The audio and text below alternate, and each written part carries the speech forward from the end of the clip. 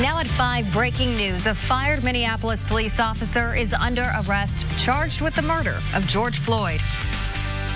Will your vote count? The Marion County clerk fears thousands of completed ballots won't be included in the final count. How the Secretary of State responds to her plea for help.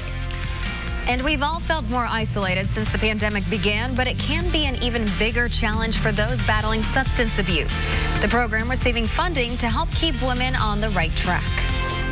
This is breaking news from RTV6, working for you. That breaking news out of Minneapolis tonight. The now fired officer seen kneeling on the neck of George Floyd is under arrest tonight and charged with murder. The arrest on the charges of murder and manslaughter is a major development in the death of George Floyd, which has sparked outrage and protests across the country. Good evening to you at 5. I'm Mark Mullins. And I'm Amanda Starrentino. We've all seen the disturbing video of the officer holding his knee to Floyd's neck for at least 7 minutes Monday night and hearing Floyd pleading that he cannot breathe. ABC's Zachary Quiche reports. Just then, former officer Derek Chauvin was taken into custody by the Minnesota Bureau of Criminal Apprehension and charged with third-degree murder and manslaughter. So far, the 3 other officers have not been charged. It's the first arrest in the death of 46-year-old George Floyd. It was Chauvin, a white police officer on this deeply disturbing cell phone video, driving his knee into the neck of the black man as he pleaded for his life. It lasted for at least 7 minutes. Floyd was unresponsive when paramedics arrived and declared dead at the hospital. That's less than 4 days. That's extraordinary. We have never charged a case in that kind of time frame. Today, Minnesota's governor and local officials shared their anger over the killing and desire for justice, but called for calm. Work with us to get the situation controlled. This has been building for decades. This flashpoint came to us.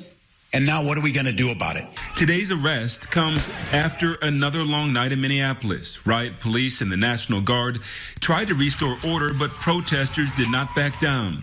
This police precinct overtaken and set on fire as police evacuated. As the governor alluded to, the deeply entrenched dynamics of structural racism are on full display in Minnesota.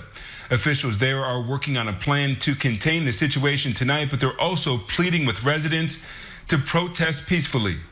Zachary Quiche, ABC News, New York. ABC News World News Tonight with David Muir is following developments very closely, and we'll have the very latest coming up here at 6:30. Now to Democracy 2020 and the Marion County clerk sounding the alarm that not all Marion County voters' completed ballots may count. Clerk Mila Eldridge fears thousands of absentee ballots will not be returned to the election board by the noon Tuesday deadline in order to be counted. And as RTV6's Megan Sanctorum explains, the clerk wants the deadline extended, and now the Secretary of State is responding.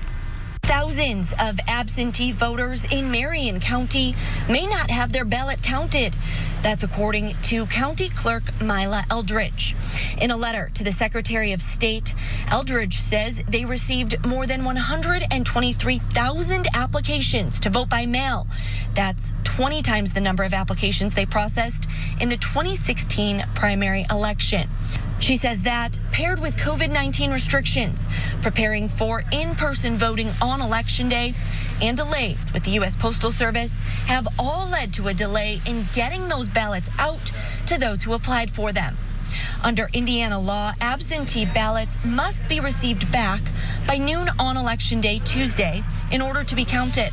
Eldridge is now asking for the state to extend that deadline. There has been several exceptions made for this primary election because of the pandemic. And this is one case where I feel that we need to make an exception to count every ballot that we receive after Election Day. Secretary of State Connie Lawson responded by phone today at the governor's press conference. Changing the deadline would not be a good idea. There are 92 counties in this state, and we cannot change deadlines because somebody is too busy or whether it's lack of preparation of getting the work done. So the deadlines are there for security and accountability. She instead said those with absentee ballots should drop theirs off in person at any early voting or polling location before noon on Tuesday. She also said she spoke with Mayor Hogsett and they will work together to provide extra staff members for ballot processing. Working for you, Megan Sanctorum, RTV6. And Eldridge asked for an extension at the last election commission meeting. Commissioners deadlocked then. 2 Democratic members were in favor, 2 Republicans against it. You can return your absentee ballot in person to one of Marion County's early voting sites this weekend. There are 3, Broad Ripple and Beech Grove High Schools and the City County Building. Hours Saturday and Sunday are 11 to 7. The CCB will also be open Monday from 8 a.m. to noon, and on Election Day, there will be 22 vote centers. You can find detailed info at voteindy.gov. Kevin. Amanda, conditions are changing. All you need to do is look out your window and you can see a little sunshine now. The conditions at the Monon this morning to where they'll be over the weekend, quite a change. It was wet at times through the morning hours as the cold front that's bringing in the cooler, less humid air generated some showers and a few rumbles of thunder. You will not get wet whether you're out exercising this weekend, this evening, or this weekend. Okay, we're split. Western half of the state, lots of sunshine. Eastern Indiana, then the clouds are clearing. The rain has moved on. Temperatures in the western portion of the state are warmer because you've had more sunshine through the afternoon. Still lagging in the eastern portion of the state. That's a refreshing northwest wind.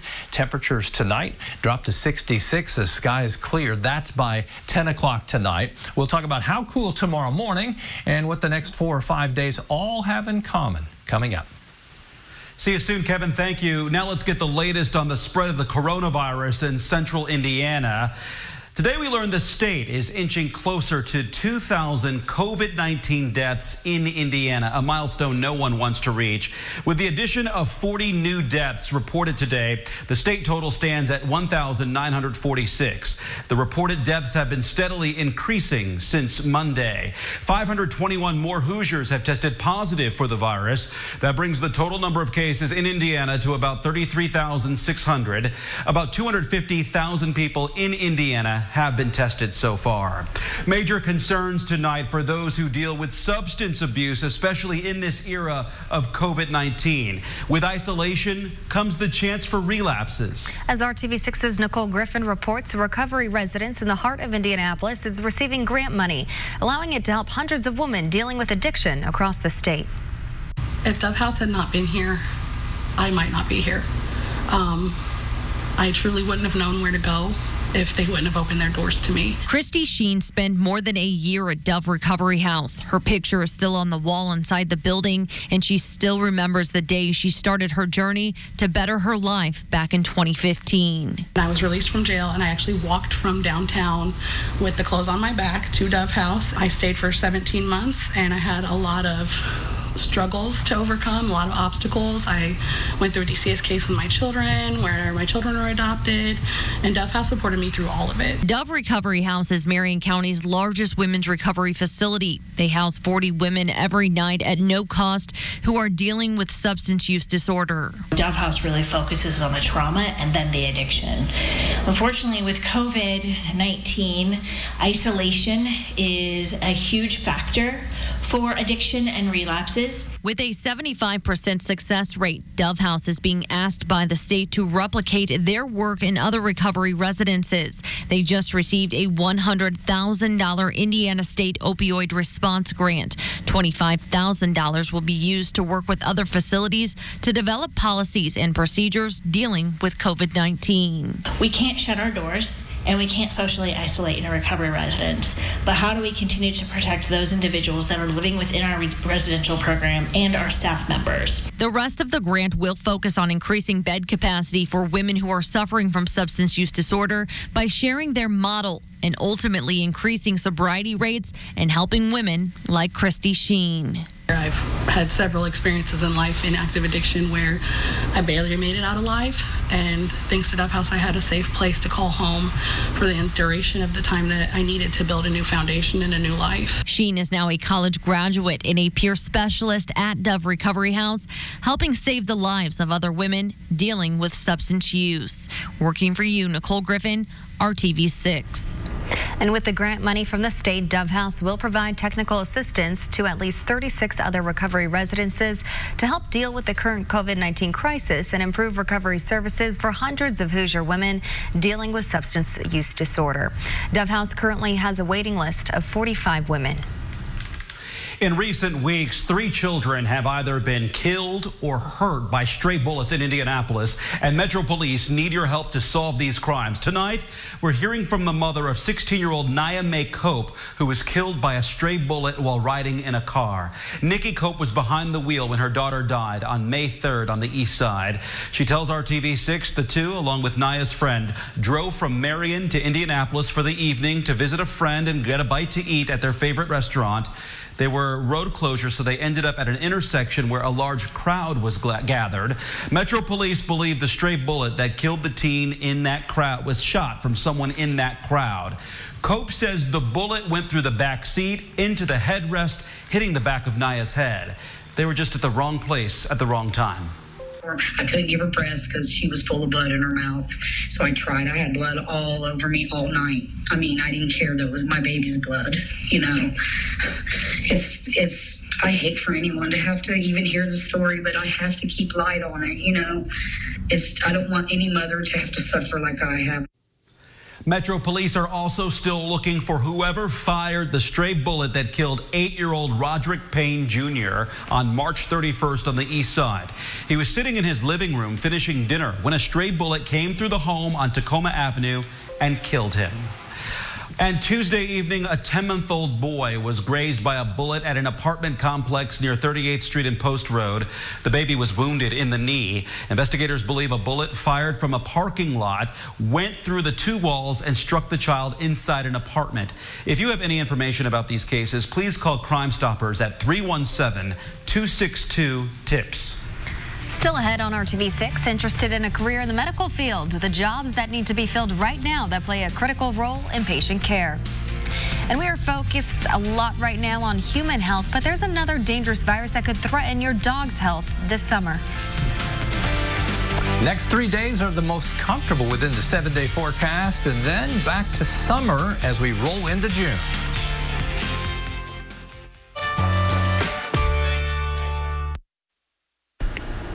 Hiring Hoosiers is our commitment to keep you informed of job opportunities and careers in demand. Indiana hospitals have resumed elective surgeries that were canceled when the coronavirus pandemic began. And IU Health is looking to hire Hoosiers who can play key roles in keeping patients safe and comfortable. I learned more about the ongoing demand for certified surgical techs. Back in January, I visited the OR at Methodist Hospital to meet David Wiseman, a certified surgical technician at IU Health. It's a career path he began less than a decade ago. Previous to this, I was actually in retail for over a decade. I managed a small business, a couple of retail shops. Now this 42-year-old father is the ENT team lead at the hospital and is also teaching future surgical techs at his alma mater, Ivy Tech. I wanted to do something more meaningful with what I did every day and something that my children could be proud of. 4 days a week, you can find David scrubbed in next to a surgeon, assisting every step of the operation. On a daily basis, a CST is responsible for preparing for surgeries and knowing what they're going to be doing that day ahead of time. And then we have instrumentation that we're responsible for obtaining and supplies. It requires a lot of critical thinking skills to be able to anticipate those needs for each individual patient. Unlike most jobs, CSTs are only recruited once a year, and there are a limited number of programs in the state that provide surgical tech degrees. At the moment, the demand for surgical technologists is outpacing the supply, and the demand continues despite changes due to the COVID-19 pandemic. The surgical techs are just such an integral part in the operations of the OR. And we need them. This week, I checked back in with IU Health's Director of Clinical Operations to see what has changed since January. Now that we're kind of getting back into running, parallel business with having COVID patients as well as trying to take care of the folks out there that still need surgeries, we are looking at bringing those learners back to the environment so we can get the proper training that they need. For David, working through the pandemic has not changed his mindset about his career choice. If nothing else, it's reinforced my love for what I do. healthcare has really come into the forefront of everything everybody's, aware of now because of this. And, just hearing people talk about it all the time and knowing that every day I'm going to work and I'm driving to work and nobody else is on the road and I'm going to work to help take care of people. I mean, it just makes me feel that much better about what I do. IU Health currently has more than 50 job openings for surgical technicians across their system. Ivy Tech offers a 2-year associate's degree program, and people must commit to continuing education as surgery techniques are constantly changing. Starting salary for techs at IU Health is $19.50 an hour. For more info on how to apply, look for this story at hiringhoosiers.com. That's also where you will find a host of other jobs available right now. As many people are concerned about COVID-19, animal advocates are reminding pet owners about a dangerous and highly contagious virus, and it's impacting dogs. It's called parvo. Littlefoot is just one of many dogs hit hard with parvo. He's recovering after a local rescue spent more than $6,000 to save him. Parvo is often fatal in dogs, especially puppies and younger dogs. Street Outreach Animal Response and Friends of Indianapolis Dogs Outside are offering a free drive-through dog vaccination clinic tomorrow. It runs from 10 a.m. to 4 p.m. at the Fido Warehouse at 1505 North Sherman Drive in Indianapolis. Dogs must be kept in the car on a secure leash until they are ready to be vaccinated. The event will also offer scheduling for free spay-neuter for both dogs and cats at a later date. And if you're going to take the dog for a walk this evening, it's shaping up to be a nice night after some earlier showers that we saw. Kevin's got your forecast tonight. Hey, Kevin.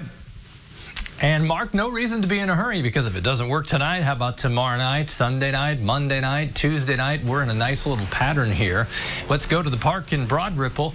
And so many of you with dogs are used to cleaning off paws because of the mud that we've had around this month, where we've had over 70 inches of rain. We'll start to dry everything out. It'll be more enjoyable for you and your dog over the next several days. Okay, the next real chance for any rain arrives on Wednesday, and that's later in the day, in the middle of next week. That's also when the temperatures come way back up. They'll push 90 on many occasions in the latter part of the 7-day and beyond.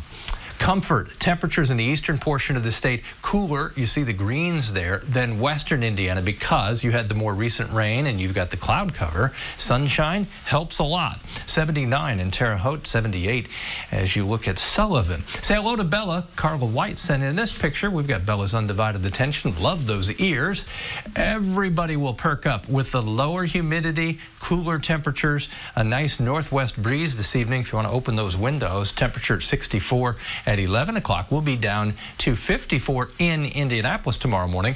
Outlying areas will be cooler than that. Sunshine on the way, not just for your Saturday, but pretty spotless Sunday as well. Sunday, actually, the cooler of the 2 days. Often after a cold front goes through, it's the second day after that that you see the core of the cooler air, and that works out this time as well. The high struggles just to hit 70. Tomorrow, lots of sunshine in the morning. Just some fair weather cumulus clouds will develop during the afternoon hours. Temperatures a full 7 degrees below average for this time of year. The wind, not too strong. These are the gusts, remember. They'll generally be 5 to 10. May see some 15-mile-per-hour gusts. Highs in northern Indiana cooler than the southern portion of the state, where you still may reach the mid-70s, Bedford and Bloomington. Little cooler on Sunday, cool enough that almost the mid-40s, Peru to Marion, Hartford City, Winchester, then Muncie and Richmond at 47 for the morning low. Sunday, lots of sunshine. Temperatures slowly recover, but they do. 69 will be the high. I want to show you the 7-day forecast. And looking beyond this, the 6 to 10-day forecast and 8 to 14 suggest above average temperatures will peak in the middle of next week. 88 on Wednesday. Chance of thunderstorms Wednesday and Thursday. Temperatures still in the mid-80s Friday, and it looks like a warm weekend next weekend. So get some mileage and enjoy the cooler, less humid conditions over the next 48 hours. It's time to put his paws up and retire. The messages Butler Blues 3 is sharing today as he prepares for his next chapter in life. Visit the Hiring Hoosiers job board. Welcome back. We've known it's been coming for months, but now the end of an era at Butler University is just days away. Sunday is Blue 3, or Trip's last day, as the official mascot of Butler University. The beloved Bulldog tweeted out this farewell and thank you video this morning, showing some of the highlights of his 8 years on the job.